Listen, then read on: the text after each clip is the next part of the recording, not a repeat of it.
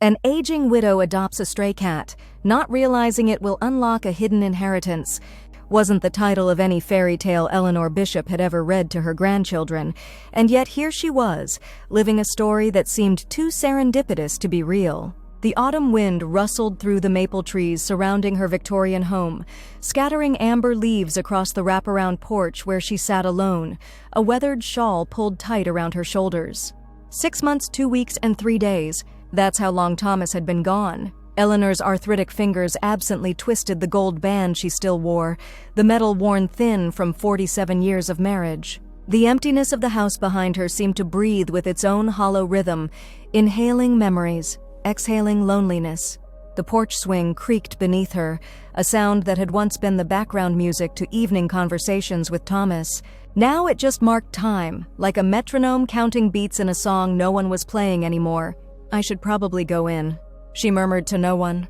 The habit of speaking aloud hadn't faded, even with no one to answer. The doctors had called it normal adjustment to widowhood. Eleanor called it forgetting how to be alone.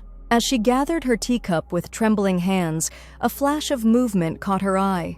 At the bottom of the porch steps, a scraggly creature with matted orange fur and a crooked tail watched her with unblinking yellow eyes. The stray cat looked nearly as worn as Eleanor felt. "Well, hello there," she said, her voice rusty from disuse. The cat's ears twitched, but it made no move to flee. "Are you lost too?" The cat blinked slowly, a deliberate gesture that seemed almost like an answer. Eleanor wasn't sure what compelled her to set her teacup down and slowly rise from the swing.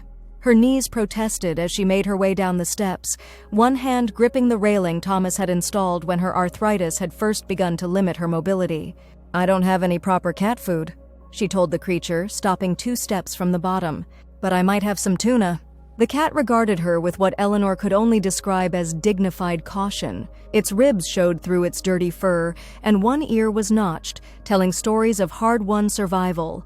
"You remind me of Thomas's old barn cat," she continued, not caring how peculiar she might look to anyone passing by. An elderly woman in a faded cardigan conversing with a stray. "He was orange too. Ornery thing. Never let anyone pet him, but Thomas swore he was the best mouser in the county." The cat took one tentative step forward, then another. Inside the kitchen that had once bustled with family gatherings but now echoed with solitude, Eleanor opened a can of tuna with hands that shook less than they had in weeks. Something about having a task, a purpose, however small, steadied her. She placed the dish on the bottom step and retreated to her swing. "I'm not trying to keep you," she assured the cat as it cautiously approached the offering. "God knows I can barely take care of myself these days." The cat ate quickly, efficiently, pausing occasionally to glance up at Eleanor as if ensuring she wasn't going to rescind the gift. When finished, it sat and methodically cleaned its paws and face. Eleanor expected it to disappear into the growing dusk. Instead, the cat climbed the steps, settled on the porch a few feet from her swing, and began to groom its matted coat. "Well," she said, surprised, "I suppose you can stay a while if you want to." The cat didn't acknowledge her words, but it didn't leave either. That night, Eleanor slept in the center of the bed for the first time since Thomas died. Usually, she kept to her side, preserving his space as if he might someday return to claim it. But after leaving a small bowl of water on the porch for the cat, she'd felt a curious lightness. Not happiness. Happiness seemed a distant country she no longer had a passport to visit, but something adjacent to it. Purpose, perhaps. Someone had needed her, even if it was just a stray cat. When morning came, Eleanor was certain the cat would be gone. Strays didn't stay. That's why they were called strays. But when she opened the front door, squinting in the pale autumn sunlight, there it was, curled into a tight orange ball on the welcome mat Thomas had brought home from their trip to Cape Cod 15 years ago. "You're still here," she said, her voice carrying a note of surprise that made her realize how long it had been since she'd felt anything unexpected. The cat stretched, every vertebra in its spine cracking in sequence, before fixing those impossible yellow eyes on her. It meowed once, a sound more like a question than a statement. "I suppose you're hungry," Eleanor said, holding the door open wider. "Well, come in then. But don't get too comfortable. I'm not looking for company." The cat slipped past her, its tail brushing against her ankle in what felt like a deliberate touch. In the following days, a routine developed. The cat, whom Eleanor began calling Marmalade for his orange color, though she insisted to herself this wasn't naming him, merely describing him, would spend nights on the porch and days exploring the overgrown garden that Eleanor had once tended with religious devotion. Sometimes he would follow her from room to room as she half-heartedly attempted to maintain the house that felt too large, too empty. Thomas would be appalled, she told Marmalade as they both stared at the layer of dust on the mantelpiece where family photos stood in silent testament to happier times. He was always so particular about keeping things just so. Marmalade blinked at her, then jumped onto the mantel with surprising grace for such a battered creature, knocking over a silver frame in the process. "Hey!" Eleanor moved faster than she had in months, catching the frame before it hit the hardwood floor. It was their wedding photo, she in a simple white dress with daisies in her hair, Thomas looking impossibly young and nervous in his borrowed suit. His hands had trembled so badly during the ceremony that he'd dropped the ring, and they'd all laughed as it rolled under the first pew. As she righted the frame, Eleanor noticed something she hadn't seen before. The backing was loose, the aged tape having lost its adhesion over decades. When she turned it over to fix it, a small folded piece of paper fell out. Her heart stuttered. Thomas's handwriting. With fingers suddenly clumsy, she unfolded the yellowed paper. It was dated just 3 weeks before his unexpected heart attack. "My dearest Ellie, if you're reading this, I've either finally replaced this frame like I've been meaning to for years, or I'm gone and you're doing that deep cleaning you always do when you're sad. I hope it's the former, but in case it's the latter, there's something I need to tell you. Remember our promise? No secrets. Well, old girl, I've kept one. Not because I wanted to, but because I wanted to protect you from my mistakes. But you're stronger than I ever gave you credit for, and you deserve the truth, even if I'm not there to face the music. There's a key taped to the underside of my workbench in the garage. It opens the old lockbox in my desk, the one I told you just had fishing licenses in it. It doesn't. What it does have is information about an investment I made 30 years ago, against your better judgment and without your knowledge. I put most of my inheritance from my father into a piece of land outside town, the same land they're now developing for that new shopping complex. Ellie, that land is worth more than our house and everything in it many times over. I've set it up so that it passes to you without going through probate. The papers explain everything. I've been too ashamed to tell you all these years, especially after the development plans were announced, and I realized what it was worth. I kept telling myself I'd find the right time, but there never seemed to be one. I'm sorry for keeping this from you. I hope someday you can forgive this old fool who loved you more than he loved being right. Forever yours, Thomas. P.S. Don't forget to water the hydrangeas. They need more care than they let on, just like you." Eleanor's knees gave way, and she sank to the floor, the letter clutched to her chest. Marmalade approached cautiously, butting his head against her arm as tears streamed down her face. "Oh, Thomas," she whispered, "you impossible man." That evening, with Marmalade watching from atop the washing machine, Eleanor ventured into the garage for the first time since Thomas's death. It had been his domain, and entering it felt like trespassing on sacred ground. The air was stale, thick with the lingering scents of motor oil, sawdust, and the faint trace of the pipe he would occasionally smoke against doctor's orders. His workbench stood against the far wall, its surface cluttered with the abandoned projects he'd never finish. With trembling fingers, Eleanor ran her hand along the underside of the bench until she felt it. A small key taped exactly where he said it would be. He wasn't making it up, she told Marmalade, who had followed her into the garage and now wound between her ankles, purring. Thomas always did have a flair for the dramatic, but this... She held up the key, which caught the fading light streaming through the dusty window. This is real. Finding the lockbox was easy. It had sat in the bottom drawer of Thomas's desk for as long as Eleanor could remember. Opening it felt like crossing a threshold she couldn't return from. Inside lay a folder containing land deeds, investment statements, and correspondence with developers dating back 2 years. As she leafed through the papers, the magnitude of Thomas's secret became clear. The investment he'd made against her wishes, the one they'd fought about bitterly for weeks because she'd wanted to use his inheritance to pay off their mortgage, was now worth millions. Millions. She repeated the word, testing its weight. It felt foreign on her tongue. Eleanor and Thomas had lived comfortably but frugally their entire married life. They'd raised 2 children on a high school teacher's salary and her part-time bookkeeping work. Vacations were road trips in their aging station wagon. Christmas presents were modest and often handmade. They'd never been poor, but wealth had always been something that happened to other people. What am I supposed to do with this? she asked Marmalade, who had curled up on Thomas's chair, looking for all the world like he belonged there. The question haunted her through a sleepless night. By morning, she knew she needed help understanding exactly what Thomas had left her. With Marmalade watching from the window, she called the only person she could think of, their old family lawyer, Martin Abernathy. Mrs. Bishop. Martin's voice carried the formal warmth of someone who had known her family for decades. It's been too long. How are you holding up? I need to see you, Martin.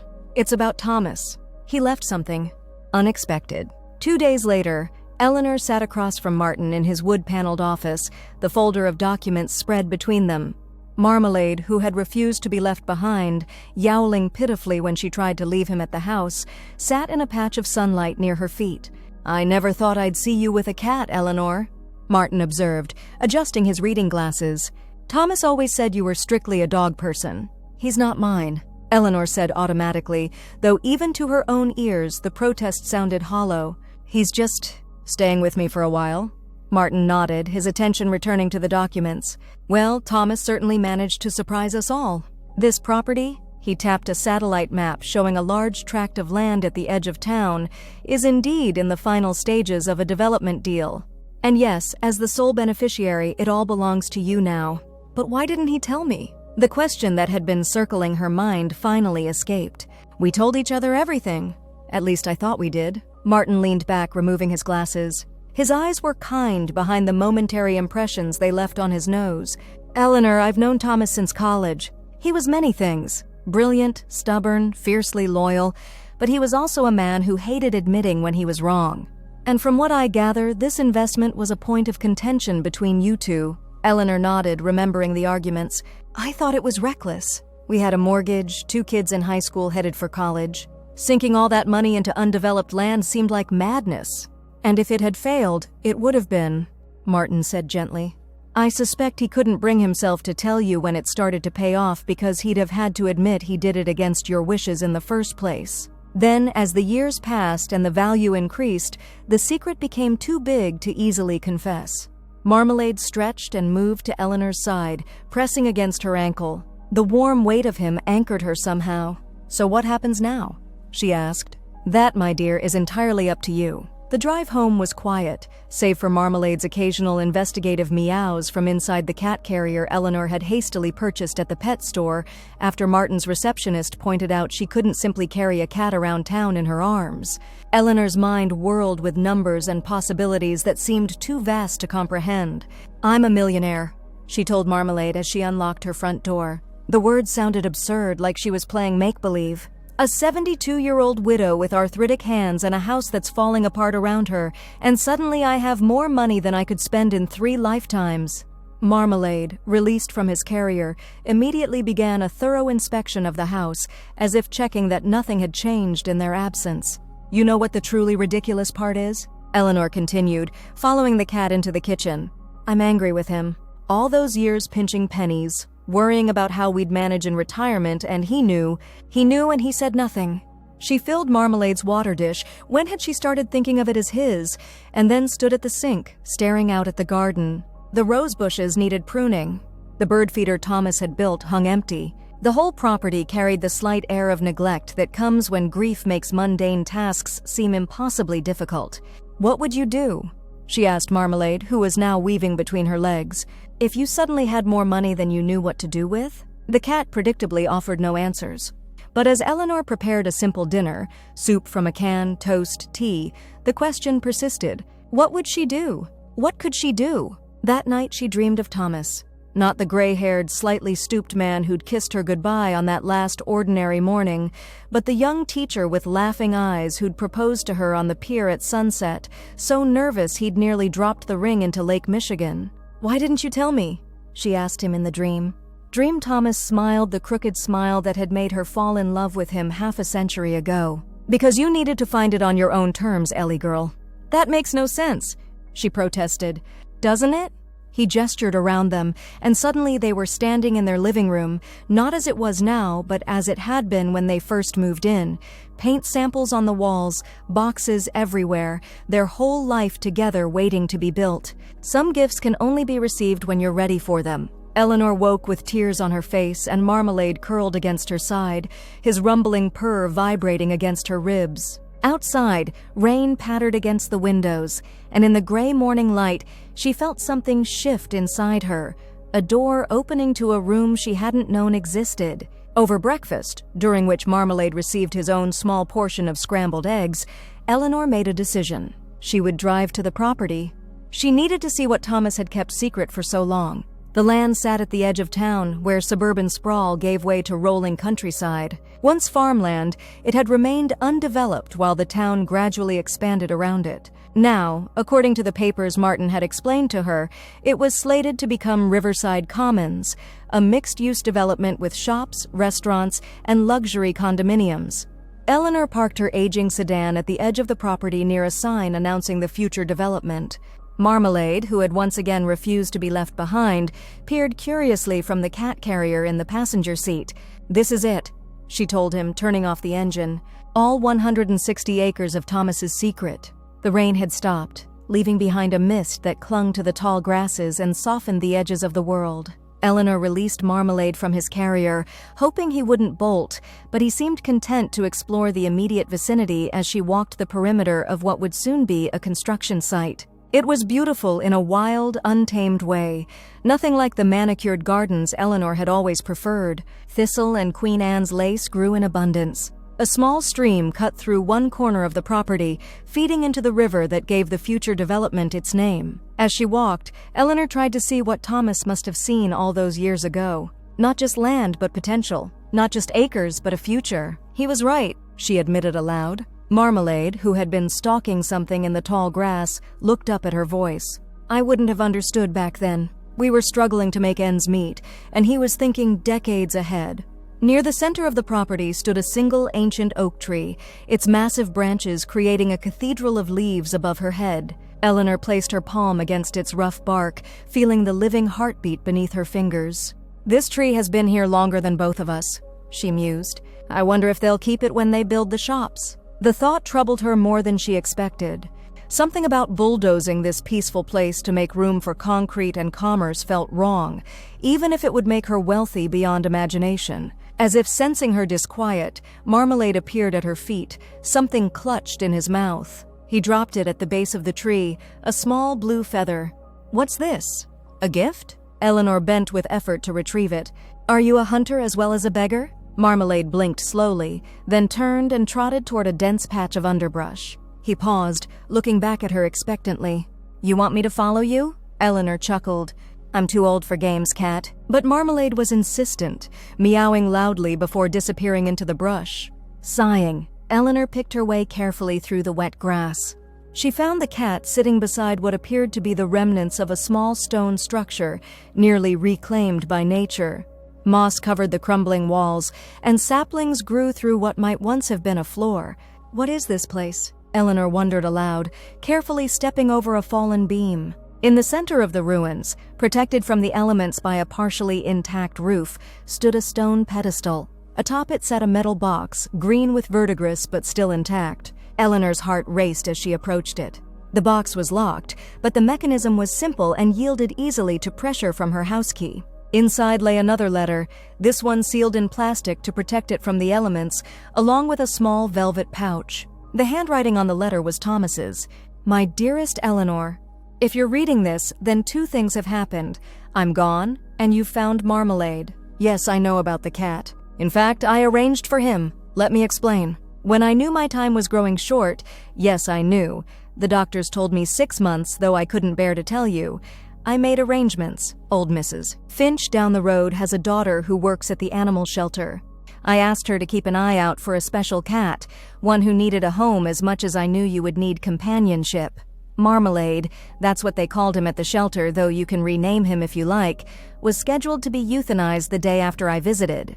Something in his eyes reminded me of you, that stubborn dignity, the refusal to give up even when things looked bleakest. I paid Mrs. Finch's daughter to keep him safe until after I was gone, then to release him near our house at just the right moment. Knowing you, you'd refuse any gift of companionship offered directly. You're too proud, my love. Always have been. But I knew you wouldn't turn away a creature in need. As for this place, It was here I first saw this land, at this old spring house, and knew it was special. I've asked the developers to preserve this area and the Great Oak as a small park within their plans. They've agreed, though I doubt they understand why it matters to me. It matters because it was here, 50 years ago, that I first realized I loved you. We were on that biology field trip in high school, remember? You wandered off from the group to sketch wildflowers, and I followed because I was too shy to talk to you when others were around. You didn't know I was there until you looked up and caught me watching you. Instead of being angry, you smiled and showed me the jack-in-the-pulpits you'd found growing by the spring. When this land came up for sale years later, I couldn't resist. Not as an investment, though that worked out better than I could have dreamed, but as a way of preserving that moment, that memory. In the pouch, you'll find the pressed jack-in-the-pulpit you gave me that day. I've carried it in my wallet for half a century. Now it's yours again, along with everything else I have to give. I'm sorry for keeping secrets. I'm sorry for leaving you. I'm not sorry for arranging for Marmalade to find you. You both deserved a second chance. All my love, forever, Thomas. P.S. If you're reading this, you've proven me right. You are still adventurous enough to follow a cat into the wilderness. Some things never change, Ellie girl. Eleanor's legs gave way, and she sank to her knees on the damp earth. Marmalade pressed against her side as she fumbled with the velvet pouch with shaking hands. Inside was indeed a pressed flower, fragile with age but still recognizable, and a small key she didn't recognize. "Oh, Thomas," she whispered, tears flowing freely now. "You impossible, wonderful man." Marmalade meowed softly, headbutting her arm. "And you," she said, scratching behind his notched ear.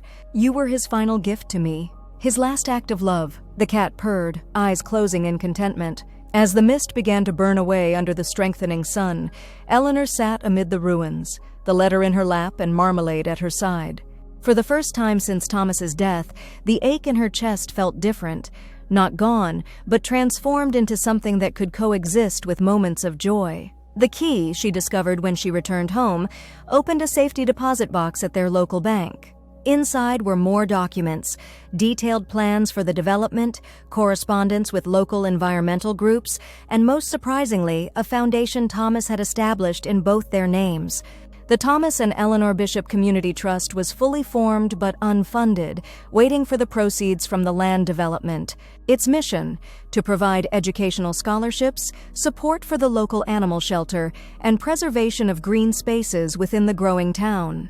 "He thought of everything," Eleanor told Marmalade as they sat together on the porch swing that evening, "even down to making sure I'd have something meaningful to do with all that money." The cat stretched out beside her, his once matted coat now beginning to shine from regular brushing and good food. In just a few weeks, he had transformed from a wary stray to an affectionate companion who seemed to understand her moods better than she did herself. "You know what, Marmalade? I think Thomas was right about more than just the land investment." The cat tilted his head, one ear flicking questioningly. "He knew I needed a purpose, not just money. And he knew I wouldn't be able to resist helping you." She stroked his back, smiling when he arched into her touch. "We were both a bit lost, weren't we? Both needing someone to care for." As autumn deepened into winter, Eleanor found herself engaged in life again in ways she hadn't imagined possible after Thomas's death. Working with Martin, she refined the foundation's mission and began interviewing potential directors. She attended town planning meetings to ensure the development would include ample green spaces, affordable housing units, and a small no-kill animal shelter to be named after Marmalade. The house that had felt too empty began to fill again, not with things, but with purpose. Eleanor cleared out Thomas's clothes, donating them to a veterans organization he had supported. She turned his study into a sunroom where she could read while Marmalade basked in patches of light. She hired a local handyman to fix the sagging porch steps and repaint the peeling trim. "It's not about forgetting him," she explained to her daughter Rebecca during one of their now weekly video calls. "It's about honoring him by living well." Rebecca, who had been worried about her mother's isolation, noticed the change immediately. "You look different, Mom. Younger somehow." "It's amazing what a bit of good night's sleep and regular meals will do," Eleanor replied, not mentioning that both improvements had come after Marmalade had taken up permanent residence at the foot of her bed and developed the habit of herding her to the kitchen at regular intervals. As for Marmalade, he grew plump and glossy, his once suspicious nature giving way to a dignified affection that reminded Eleanor daily of Thomas's careful planning. The cat had become her constant companion, supervising her gardening efforts, attending foundation meetings in a special carrier, and greeting her with loud purrs whenever she returned home. "You know, for someone who claimed she wasn't a cat person, you've certainly changed your tune," Martin observed one snowy afternoon as they finalized the paperwork for the first round of scholarships the foundation would award. Eleanor glanced at Marmalade, who was sprawled across a stack of legal documents, one paw possessively covering the foundation's seal. "Let's just say I've learned to appreciate unexpected gifts in whatever form they take." By spring, construction had begun on Riverside Commons. True to Thomas's wishes, the old oak and spring house had been preserved, transformed into the centerpiece of a small park within the development. Eleanor visited weekly, watching as the land transformed, much as she had. On the anniversary of Thomas's death, she brought Marmalade to the oak tree. The cat, now comfortable with his carrier and car rides, explored the fresh grass while Eleanor set up a small picnic. "I thought we should celebrate properly," she told the cat, unpacking chicken sandwiches, plain for her, shredded meat only for him, and 2 small containers, one of tea, one of cream. "After all, it's because of both of you that I'm here at all." As the afternoon sun filtered through the new leaves overhead, Eleanor retrieved the pressed flower and the letters from her purse. She traced Thomas's handwriting with her fingertip, feeling not the sharp sting of grief, but the gentle ache of loving memory. "I understand why you did it," she said softly. "All of it. The secret, the cat, the foundation. You were giving me time to find my way back to myself." She glanced at Marmalade, who had settled beside her on the blanket. "And you made sure I wouldn't have to do it alone." The cat blinked slowly at her, a gesture she had come to recognize as feline affection. That evening, as they sat on the porch swing watching fireflies begin their summer dance across the lawn, Eleanor's phone rang. It was the director of the local animal shelter, Mrs. Bishop. "I'm calling about the Marmalade initiative you funded. We've identified our first 3 candidates, older cats unlikely to be adopted through regular channels. If you're still interested in fostering them until we find permanent homes." Eleanor looked down at Marmalade, who had raised his head at the sound of his name. "Actually," she said slowly, "I've been thinking, my house is quite large for just the 2 of us. Perhaps instead of fostering, I might consider something more permanent." Later, as she prepared for bed, Eleanor paused before the mantelpiece where the wedding photo now stood proudly alongside new additions: a framed picture of Marmalade lounging in a sunbeam, a blueprint of the future animal sanctuary wing that would adjoin the shelter, and a small glass vial containing the pressed Jack-in-the-Pulpit, now preserved properly by a botanical conservator. An aging widow adopts a stray cat, not realizing it will unlock a hidden inheritance, she mused aloud. Except the real inheritance wasn't the money at all, was it, Thomas? It was this second chance, this new chapter. Marmalade jumped onto the bed, turning 3 precise circles before settling into his customary spot. As Eleanor slipped beneath the covers, no longer keeping to her side but claiming the full breadth of the mattress, she felt a peace that had eluded her since Thomas's death. The inheritance Thomas had left wasn't just wealth or property.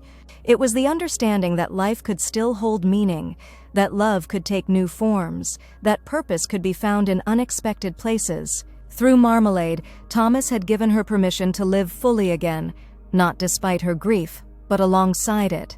As spring turned to summer, Eleanor's home gradually filled with more cats, the Marmalade graduates, as she called them.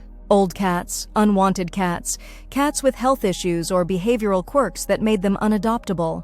Each one found a place in the sprawling Victorian house, which now hummed with life again.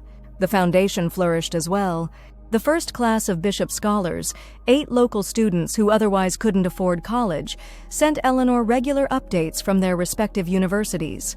The animal shelter broke ground on its expansion, and the nature preserve around the old spring house hosted its first educational program for elementary school children. Eleanor found herself busier than she'd been in years, her calendar filled with foundation meetings, volunteer work, and the occasional dinner with new friends she'd met through her various projects. Her children and grandchildren visited more frequently, drawn by the warmth that had returned to the old house and by Eleanor's renewed energy. "I never thought I'd see you running a cat sanctuary, Mom." her son Michael commented during his summer visit, watching in amusement as Eleanor coordinated medication schedules for her growing brood of feline residents. "Neither did I," Eleanor admitted, smiling as Marmalade supervised the proceedings from his preferred perch on the kitchen counter. But life has a way of surprising you. That evening, after her family had departed and the house settled into its nighttime rhythm of soft purrs and creaking floorboards, Eleanor sat on the porch swing with a cup of tea and Marmalade by her side. Above them, stars punctured the velvet darkness, and a gentle breeze carried the scent of blooming roses, Thomas's roses, which she had finally found the heart to tend again. "I think he would be pleased, don't you?" she asked Marmalade, who responded with his slow, deliberate blink. "Not just with what we've done with the money, but with what we've done with our lives." The cat stretched and pressed his head against her hand, demanding attention. As Eleanor obliged, scratching beneath his chin just the way he liked, she realized something that brought a smile to her face. In finding Marmalade, or rather, in being found by him, she had discovered the most valuable inheritance of all, the courage to begin again, to transform grief into purpose, emptiness into fullness. Thomas had known what she needed far better than she had herself. "An aging widow adopts a stray cat," she whispered, watching as fireflies danced across the darkened garden, "and finds herself in the process." Marmalade purred his agreement, his golden eyes reflecting the distant stars, as together they sat in companionable silence, two souls who had found in each other exactly what they needed most, a second chance at belonging.